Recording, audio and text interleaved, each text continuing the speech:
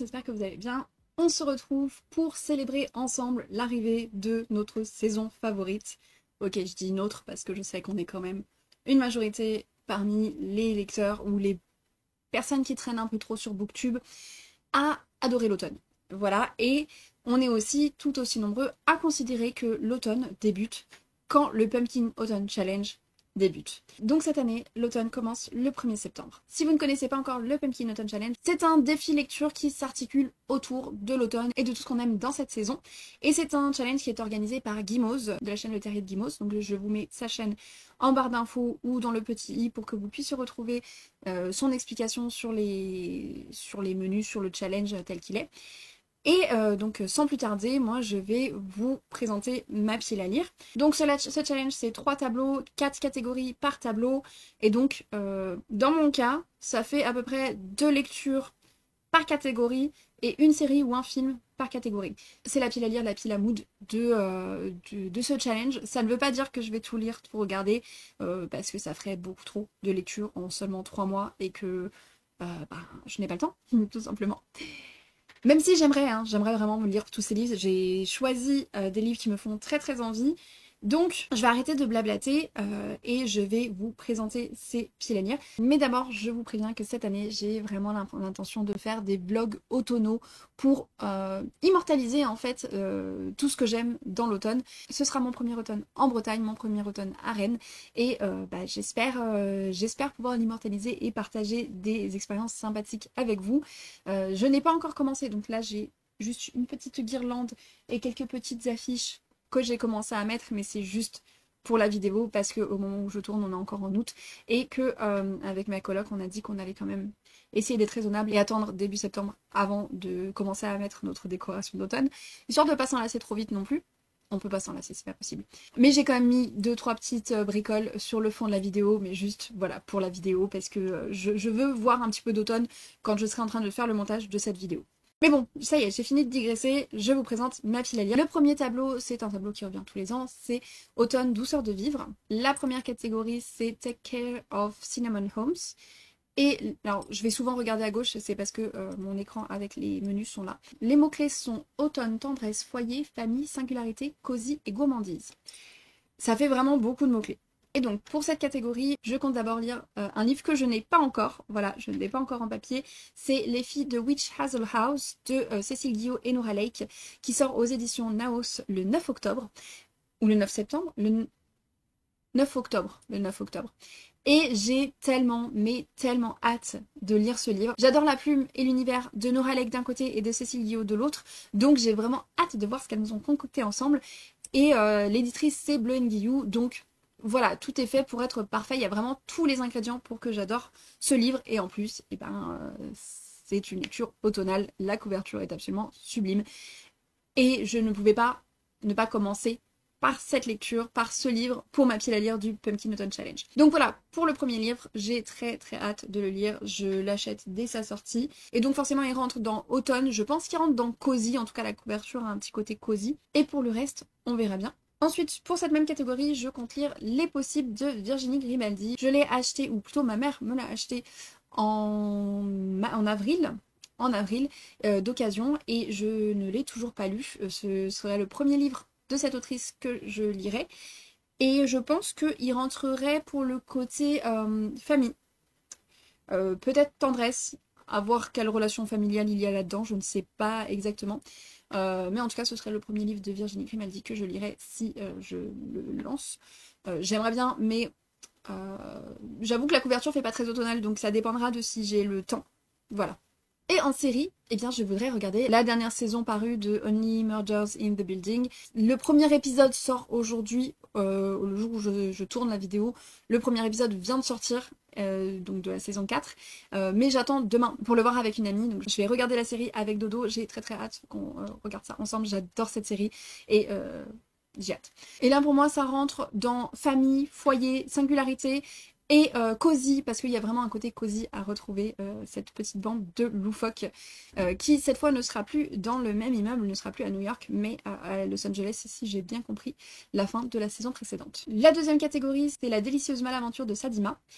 Et les mots-clés sont conte, réécriture, adolescence, féminisme, déconstruction et genre. Pour cette catégorie, je compte finir Les larmes de l'asphodèle de Nora Lake. Donc quand je vous disais que j'adore l'écriture et l'univers de Nora Lake, je l'ai commencé, je l'ai pas beaucoup, ouais non, je suis pas allée très loin, j'ai lu 25 pages, j'avoue que j'ai pas trop le temps de lire en ce moment, donc je sais que enfin, il y a peu de chances pour que je l'ai fini avant le 31, donc je le finirai sur le début du Pumpkin Autumn Challenge et je le ferai compter dedans pour cette catégorie-là. Et pour moi, il rentre dans genre, dans déconstruction, dans conte et dans réécriture et dans féminisme. En gros, je pense qu'il va cocher toutes les cases de cette catégorie. Ensuite, je compte lire une non-fiction. Il s'agit de Beauté fatale, les nouveaux visages d'une aliénation féminine de Mona Chollet, qui est un essai, c'est une non-fiction. J'ai lu Sorcière, la puissance invaincue des femmes, et j'ai en audiobook, comment ça s'appelle Chez soi, que je n'ai pas encore écouté. Donc je pense que j'essaierai, donc je verrai si j'avance dans celui-ci ou si je suis pas trop dans le mood et au contraire j'écoute le livre audio. En tout cas, je lirai un livre de Mona Chollet cet automne. Et en série, je voudrais voir Women at War 1914-1918. Qui est un documentaire en plusieurs épisodes sur Netflix, si j'ai bien compris. Et je n'en sais pas beaucoup plus que ça, c'est juste que je suis tombée dessus sur Netflix, j'ai vu l'affiche et le descriptif, et je me suis dit que ça rentrait dans féminisme et dans genre, et que c'était parfait pour cette catégorie. Et en fait, apparemment, je l'avais mis dans ma watchlist il y a un moment, parce que je me rappelle pas quand est-ce que c'était. La catégorie suivante, c'est 4, je suis contente d'être tombée de cet arbre, et les mots-clés sont amitié, aventure, bande dessinée, anxiété, santé mentale et lumière. Pour le côté amitié et aventure, je compte poursuivre Steam Sailors, donc j'ai déjà lu le préquel et le premier tome, et donc je compte lire le tome 2, et peut-être possiblement le tome 3 dans la foulée. On verra, mais en tout cas je vais lire le tome 2, c'est sûr. J'ai très très hâte de retrouver mes pirates préférés. Pour le côté aventure également, je voudrais lire Mother Road de Christine Ferré-Fleury, qui est dans ma pile à lire depuis beaucoup trop longtemps, donc c'est une relique de ma palle. Et dans une vidéo en début d'année, je vous disais que l'un de mes objectifs de 2024, c'était de lire les reliques de ma palle.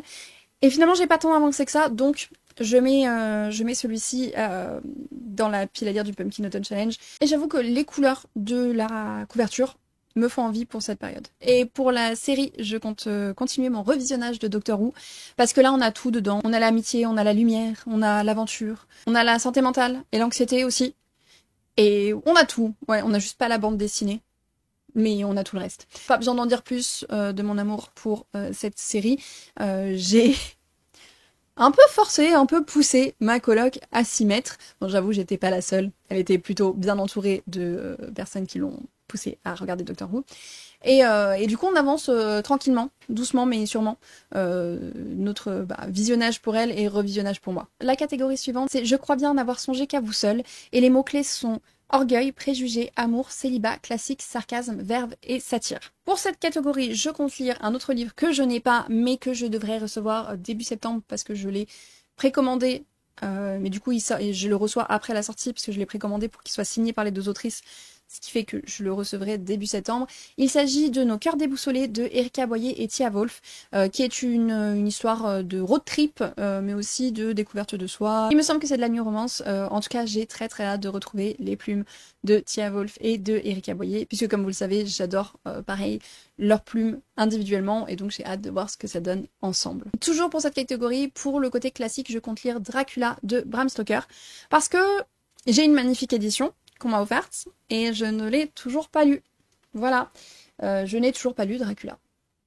Je n'ai aucune excuse, et je pense que vraiment, le Pumpkin Autumn Challenge, enfin cette période automnale, est la période idéale pour le lire. En visionnage, je reste sur du classique, puisque je voudrais voir l'adaptation de The Great Gatsby, donc l'adaptation qui est plutôt récente, enfin récente, en termes d'années de vie par rapport à moi peut-être. Je ne sais pas de quand elle date exactement, mais c'est une version qui est sur Netflix avec Leonardo DiCaprio. Je suis pas hyper fan de l'acteur, mais j'ai entendu beaucoup de bien de cette adaptation, donc j'ai envie de voir ce que ça donne, sachant que j'ai découvert le livre en audiobook il y a 1 an et demi, 2 ans, enfin quand j'étais en Australie, donc voilà, j'avais écouté The Great Gatsby pendant un road trip, il me semble. ou à mon retour. Non, je crois que c'était pendant un road trip, pendant le deuxième road trip. Bref, je ne sais plus, mais en tout cas, c'est quand même plutôt récent. On passe au deuxième tableau, il s'agit de Automne frissonnant, donc il y a un tableau qui revient aussi tous les ans. Et la première catégorie, c'est l'esprit et le corps en un instant séparés se retrouvent et s'épousent pour l'éternité. Avec des titres aussi longs, je pense que vous comprenez pourquoi est-ce que je suis obligée d'avoir les titres et les catégories à l'écran. Je ne peux pas retenir ça. Et pareil pour le nombre de mots-clés. Donc les mots-clés sont Halloween, fantôme, possession, exorcisme, insecte et comédie. Et donc là, je compte lire Ce qui nous hante de Sacha Bazet, qui est sorti aux éditions Naos, que j'ai depuis quasiment sa sortie et que je n'ai toujours pas lu. Et Ce qui nous hante, voilà. Donc en général, c'est des fantômes qui hantent. Donc ça rentre dans cette catégorie. Et je suis désolée, mais la couverture, c'est de l'automne. J'ai ensuite Les âmes inconscientes, qui fait partie des reliques de Mapal, puisque je l'ai également depuis sa sortie. C'est une histoire qui se passe sur 2 temporalités. Et une histoire peut-être de réincarnation, de possession, de vie passée. Je ne suis pas sûre, parce que vraiment ça date d'il y a très longtemps que je me sois intéressée au synopsis, enfin au résumé détaillé. Donc je vais le découvrir sans trop en savoir. Et comme vous savez, c'est la meilleure façon pour moi de découvrir un livre. Donc c'est Les âmes inconscientes de Rod Marty. Je ne suis pas sûre que j'avais dit le nom de l'auteur, donc c'est Rod Marty. Et je le mets là pour le moment en espérant que c'est bien là qu'il va. Sinon si à la fin de la lecture je me rends compte qu'il va dans une autre catégorie, je le changerai de place, il n'y a pas de souci. Et pour le visionnage, je compte reprendre mon visionnage de Guillermo del Toro's Cabinet of Curiosities. Je suis désolée pour mon accent, quand je passe du français à l'anglais, je massacre tout. Mais je sais, comme je regarde la série en anglais, en fait, j'ai le titre de la série qu'en anglais. J'ai vu 3 épisodes l'année dernière, je crois, ou il y a 2 ans, en tout cas l'année où il était sorti. Il y a 2 ans, il me semble. Donc j'ai vu 3 épisodes il y a 2 ans et je n'ai pas regardé la suite. Il me reste donc 5 épisodes, puisqu'il y en a 8 au total. Donc là, j'aimerais vraiment les regarder cette année pour pouvoir cocher cette série en vue. On a ensuite la catégorie fenêtres cassées, portes ouvertes, et les mots-clés sont horreur, huis clos, piège, peur, suspense, thriller et créature. Évidemment, la première lecture que je mets, c'est ça, le tome 2 donc de Stephen King. J'ai lu le tome 1 il n'y a pas très longtemps, je l'ai fini il y a quelques jours à peine, donc c'est sûr que je vais enchaîner dès que j'ai fini ma lecture en cours sur celui-ci, et je vais arrêter parce que j'ai peur de ce clown. J'ai peur des clowns de base, avant même d'avoir d'avoir lu ça ou d'en avoir entendu parler. Je suis pas très à l'aise avec les clowns. Donc en fait, je vais juste pas montrer le livre. Je me prends la tête pour rien, je vais juste pas montrer le livre. De toute façon, c'est un peu un classique de l'horreur, donc je vais pas m'attarder dessus. J'ai lu le premier tome il n'y a pas longtemps, et c'est le genre de livre qu'il faut enchaîner, parce que de base, il a été écrit pour être en un seul tome. Donc voilà, je vais le poursuivre. Ensuite, le premier livre qui ne devrait pas être là, mais qui y est quand même, il s'agit de Rebecca de Daphné du Maurier. Alors pourquoi est-ce qu'il ne devrait pas être là? Parce qu'en fait, il ne fait pas partie de ma pile à lire. Pour contexte, quand je fais mes piles à lire pour des challenges, je la fais en fonction de ce que j'ai ou de ce que j'avais absolument prévu d'acheter, quoi qu'il en soit, quoi qu'il arrive, que du coup j'intègre dans ma tête déjà à ma pile à lire avant même de les avoir. Donc je construis mes piles à lire pour les challenges en fonction de ce que j'ai, et pas je vais aller prendre des livres pour les faire entrer dans la pile à lire. Parce que j'ai beaucoup trop de livres que je n'ai pas lus chez moi, c'est monstrueux, donc je me dis ça sert à rien d'aller en acheter d'autres alors que j'ai ce qu'il faut chez moi.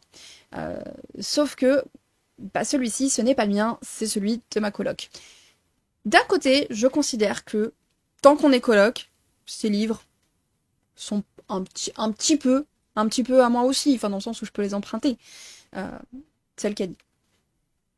Et Rebecca fait partie de ces classiques que j'ai envie de lire depuis depuis que j'ai lu Ma cousine Rachel.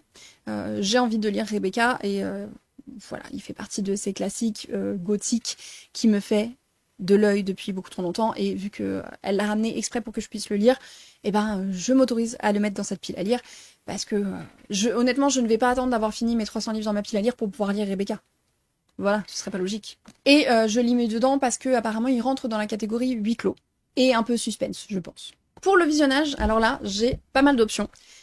Tout d'abord, je voudrais voir Room. Donc c'est un film avec Brie Larson où toute une partie du film se passe en huis clos, si j'ai bien compris. Et ça a l'air pas facile comme film. Donc on verra ce que ça donne, mais c'est un film que je veux voir depuis longtemps, donc je le mets dans cette watchlist. J'ai mis aussi ça, J'aimerais voir les 2 films une fois que... alors les 2 films qui sont aussi récents, pas la version ancienne, parce qu'elle n'est pas sur Netflix, tout simplement.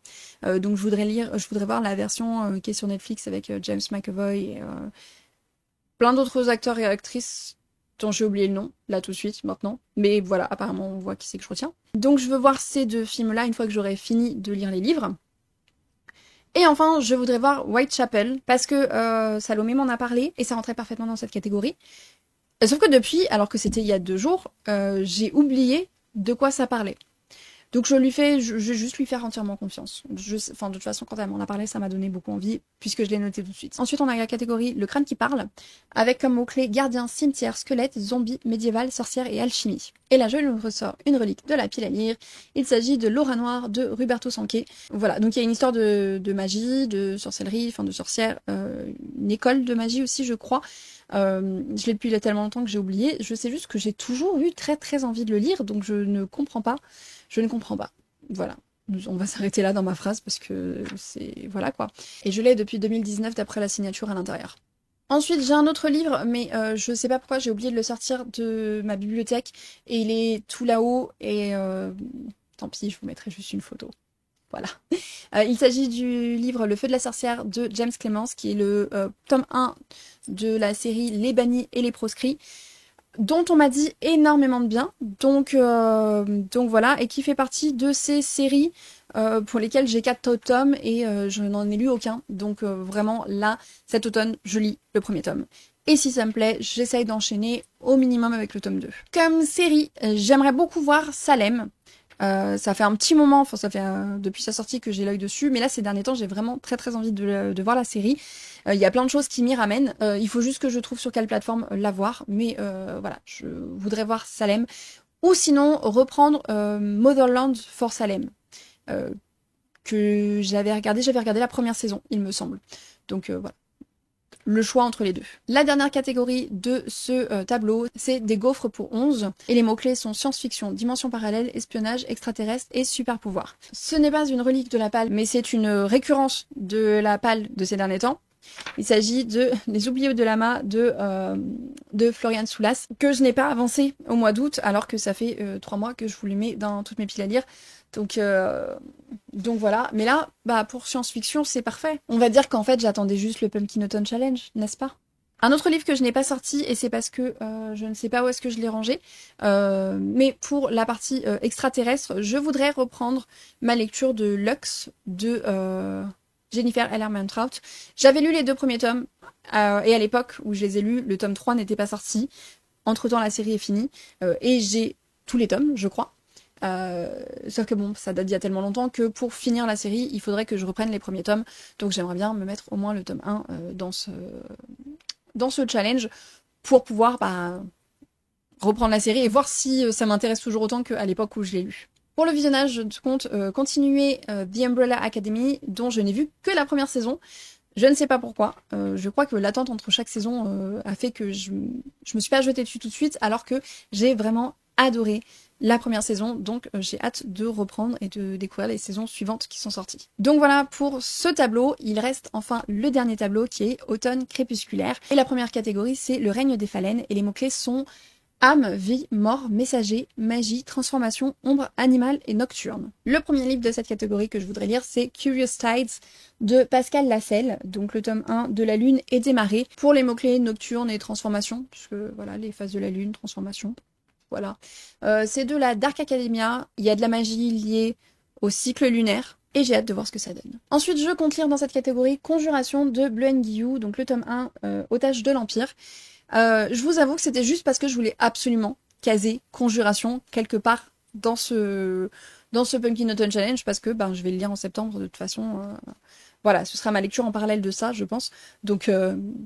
une de mes prochaines lectures. Et je me suis dit que y a un petit peu de magie dedans, d'après ce que j'ai compris. Donc, ça passe. Je suis prête à rencontrer ces personnages qui sont apparemment tous morally grey. Donc, j'ai hâte. J'ai hâte de retrouver l'écriture, la plume et l'univers de Bleuhen. En visionnage, je compte continuer mon revisionnage de Esprit criminel. Parce que là, entre vie, mort, transformation, nocturne, on a de quoi faire. Animal aussi. Donc, on a un peu tout dans Esprit criminel, vraiment. Sauf la magie, mais on a tout le reste.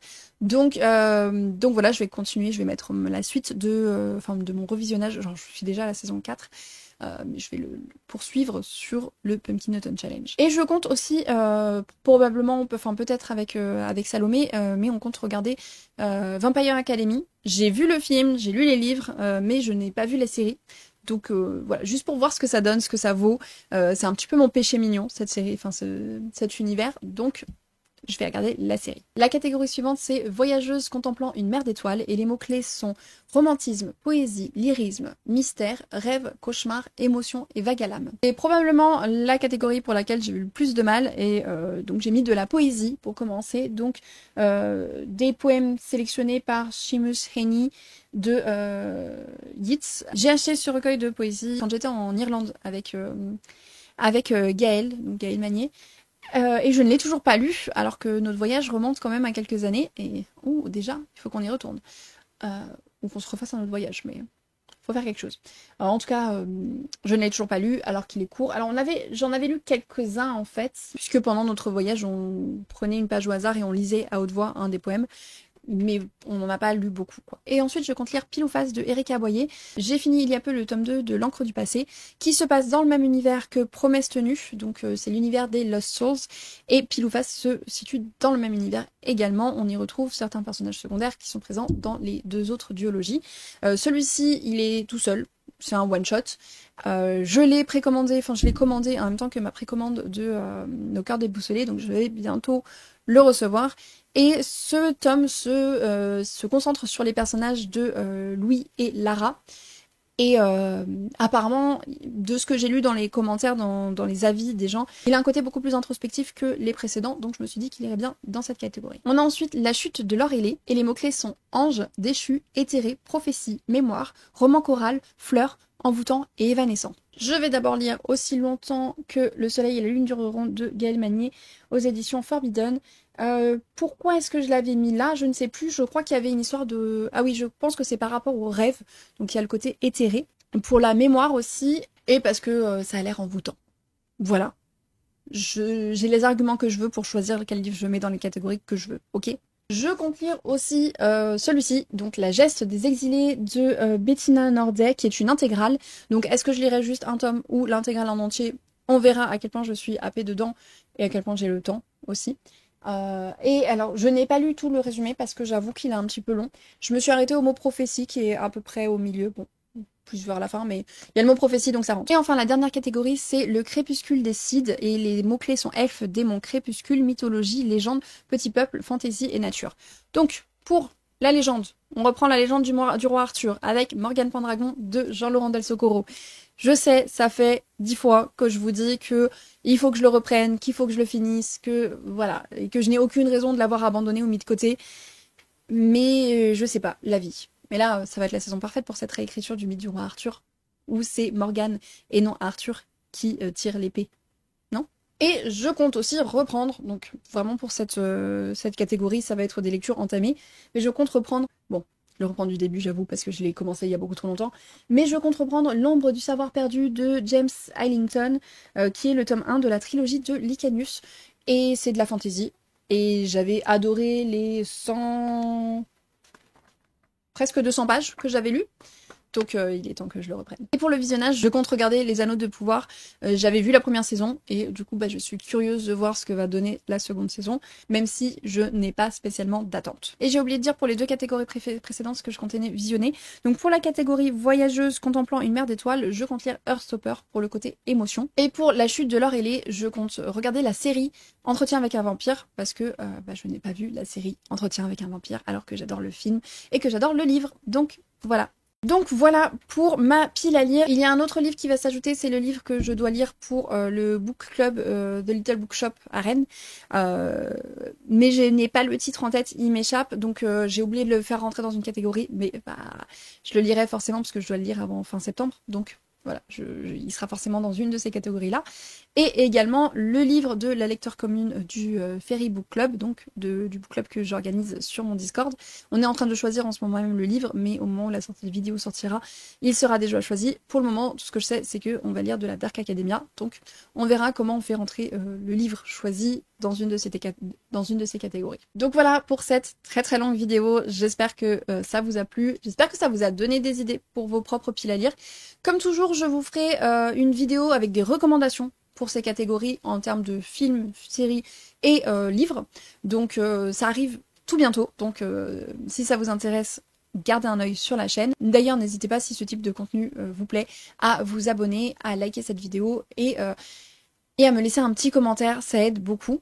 N'hésitez pas aussi à me dire ce que vous avez prévu comme livre, comme lecture ou comme film ou série pour le Pumpkin Autumn Challenge. Si vous avez fait une vidéo ou un Reels ou quelque chose de présentation, n'hésitez pas à partager ça aussi en commentaire. J'adore aller voir tout ce que les autres partagent autour du Pumpkin Autumn Challenge, donc n'hésitez pas à me dire tout ça en commentaire. Sur ce, je vous souhaite à tous une très bonne lecture, un très bon Pumpkin Autumn Challenge et je vous dis à très bientôt.